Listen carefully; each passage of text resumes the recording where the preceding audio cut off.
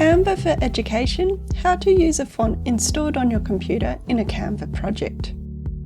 Unfortunately, unless you are a Canva team admin, normally staff with an IT role or school leadership, you can't install fonts in Canva.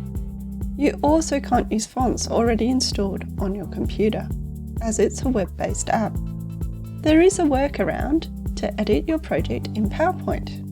To do this, select Share in the top right, select Download, select Microsoft PowerPoint document from the File Type drop-down and then select Download. Once the file has downloaded, open it in PowerPoint and enable editing. You may find you need to adjust the formatting of some of the elements, but you'll now be able to highlight text and use fonts you've installed on your computer.